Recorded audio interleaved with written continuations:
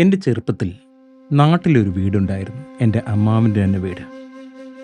ആ വീട്ടിലൊരു ലൈസൻസ് ഉള്ള തോക്കുണ്ടായിരുന്നു. ഇപ്പം ഞങ്ങൾ കുട്ടികളായിരുന്നപ്പം ആ വീടിൻ്റെ പരിസരത്തേക്ക് പോകുന്നത് തന്നെ ഭയമായിരുന്നു. കാര്യം ആ തോക്കെടുത്ത് ആരെയും വെടിവെക്കുന്നൊന്നും കണ്ടിട്ടില്ല. പക്ഷേ the very presence of that gun in that home ഒരു ഭയങ്കര സ്കെയറി ആയിട്ടുള്ള ഒരു പരിസരമാണ്. അങ്ങോട്ട് നോക്കുമ്പോൾ പോലും, നമുക്ക് ആ പരിസരത്ത് പോയി കളിക്കുമ്പോൾ പോലും ഒരു ചെറിയൊരു ഉൾഭയം. നമ്മൾ ഇന്ന് പരിചയപ്പെടുന്ന കവിതയിലും ഒരു തോക്കുണ്ട്. ഒരു വീട്ടിലേക്ക് ഒരു തോക്ക് കടന്നു വരുമ്പോൾ ആ വീടിനുണ്ടാവുന്ന മാറ്റങ്ങൾ, അവിടെയുള്ള മനുഷ്യർക്കുണ്ടാവുന്ന മാറ്റങ്ങൾ, ആ അന്തരീക്ഷത്തിനുണ്ടാവുന്ന മാറ്റങ്ങൾ. Gun by Vicki fever.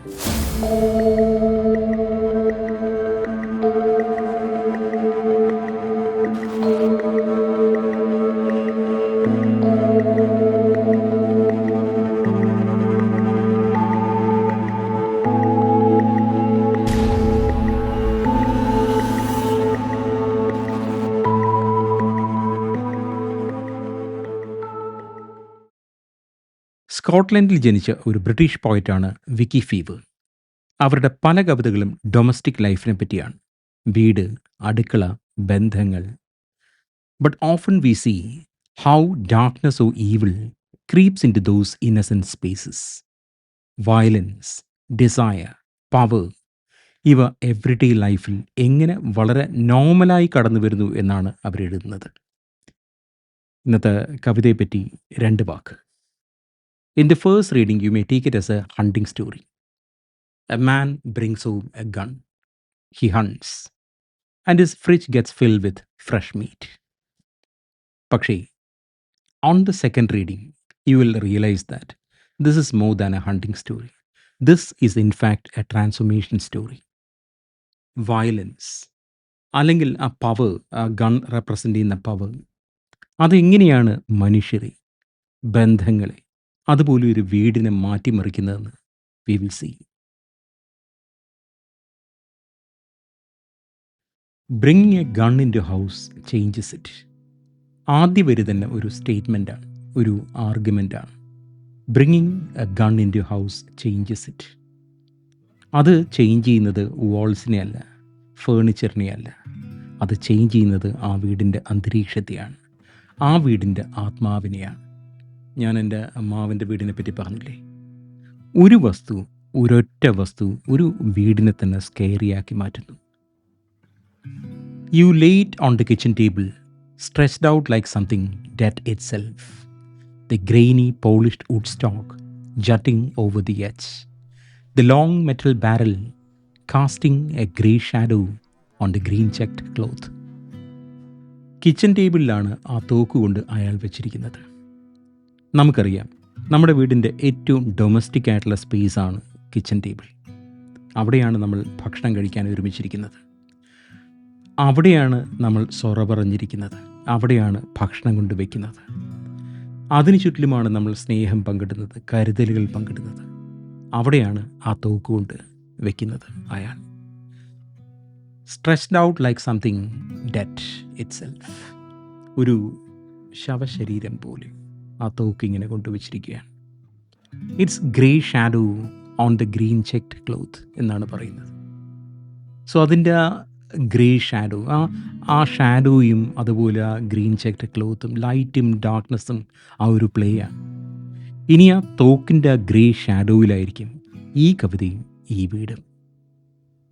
At first, it's just practice. Perforating tins dangling on orange string from trees in the garden.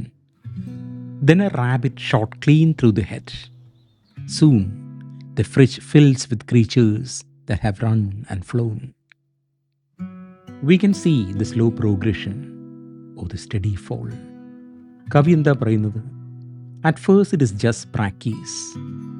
നമ്മൾ കുട്ടിക്കാലത്ത് ഈ ഗണ്ണൊക്കെ ആദ്യമായിട്ടൊക്കെ വീട്ടുകാർ തോക്ക് വാങ്ങിച്ചു തരുമ്പം നമ്മൾ പലതിലും ഇങ്ങനെ അടിച്ച് കളിക്കും, ഇല്ലേ? വെടിവെച്ച് കളിക്കും, പാട്ട കെട്ടിത്തൂക്കി. അല്ലെങ്കിൽ എൻ്റെയൊക്കെ കുട്ടിക്കാലത്താണെങ്കിൽ ഈ ക്യൂട്ടിക്യൂറ പൗഡർ, അതിൻ്റെ ടിന്നുണ്ട്, അതിങ്ങനെ വെച്ച് അതിലടിച്ച് ഇങ്ങനെയൊക്കെയാണ് ഉന്നം പരീക്ഷിക്കുന്നത്. പക്ഷേ അത് പറയുന്നത് ടിൻസ്, അതുപോലെ strings, garden. So these are words which are very innocent, harmless. പക്ഷേ അവിടെ നിൽക്കുന്നില്ല. A rabbit shot clean through the head എന്നാണ് പറയുന്നത്. ക്ലീൻ. ആ വാക്ക് എനിക്ക് ഈ കവിതയിൽ ഏറ്റവും ഡിസ്റ്റർബിംഗ് ആയിട്ടുള്ള വാക്കായിട്ട് തോന്നുന്നു. ക്ലീൻ. ഒരു റാബിറ്റിനെ കൊന്നതിനെ പറ്റിയാണ് പറയുന്നത്, വെടിവെച്ച് കൊന്നതിനെ പറ്റിയാണ് പറയുന്നത്. Clean. So violence gets normalised at this point in the poem. അതുപോലെ the fridge gets filled soon. Soon the fridge gets filled. നമ്മുടെയൊക്കെ വീടുകളിൽ ഫ്രിഡ്ജിൽ എന്തായിരിക്കുന്നത്? പഴം, പാല്, പച്ചക്കറികൾ, ഇതൊക്കെയാണ്. മാംസം ഉണ്ടാവും, നമ്മൾ ഹണ്ട് ചെയ്യുന്നതല്ല. പക്ഷേ ഇവിടെ ഈ ഫ്രിഡ്ജ് എന്ന് പറഞ്ഞു കഴിഞ്ഞാൽ മറ്റൊരു ഡയമെൻഷനിലേക്ക് മാറുകയാണ്. ഇയാൾ വെടിവെച്ച് കൊല്ലുന്ന മൃഗങ്ങളെ കൊണ്ട് അയാളുടെ ഫ്രിഡ്ജ് നിറയുക. Violence. Your hands reek of gun oil and entrails. You trample fur and feathers. There is a spring in your step. Your eyes gleam like when sex was fresh. ഇതാണ് ഈ കവിതയിലെ ഏറ്റവും ഷോക്കിംഗ് ആയിട്ടുള്ള moment. Your eyes gleam like when sex was fresh. The poet connects desire and violence directly here. അയാളുടെ ആ കണ്ണിൽ അസാധാരണമായ ആ തിളക്കം, that gleam, that energy, that spring in a step, ഇതൊക്കെ അയാൾക്കൊരു കാലത്ത് സെക്സിൽ നിന്നും അല്ലെങ്കിൽ പ്രണയത്തിൽ നിന്നും ലഭിച്ചതാണ്. ആ കിക്ക് ഇന്ന് അയാൾക്ക് കിട്ടുന്നത് വയലൻസിൽ നിന്നാണ്, ആ ഗണ്ണിൽ നിന്നാണ്. ആ വീട് മാറുന്നു, അയാൾ മാറുന്നു, അയാളുടെ മുൻഗണനകൾ മാറുന്നു. A gun brings A house alive. A gun brings A house alive. കവിതയുടെ തുടക്കത്തിൽ എന്താ നമ്മൾ വായിച്ചത്? Bringing a gun into a house changes it. Now he makes that change explicitly clear for us. അത് ആ വീടിന് ജീവൻ കൊടുക്കും എന്നാണ് പറയുന്നത്. ഒരു തോക്ക് വീടിനുള്ളിലേക്ക് കൊണ്ടുവരുമ്പോൾ വളരെ ഡിസ്റ്റർബിംഗ് ആയിട്ടുള്ളൊരു തോട്ടാണ്. വിക്കി ഫീവർ നമ്മളോട് ചോദിക്കുന്നത്, അവി ബേസിക്കലി നമ്മളെ DNA-യിൽ വയലൻസ് ആണോ ഉള്ളത്? Are we basically connected to violence? അതാണോ നമ്മുടെ ഒരു ഈ ഹാർഡ്വെയർ ടു വയലൻസ് എന്ന് പറയുന്ന അവസ്ഥയിലാണോ നമ്മൾ? നമുക്ക് ഒരുപാട് അസ്വസ്ഥത ഉണ്ടാക്കുന്ന ഒരു ചോദ്യമാണിത്.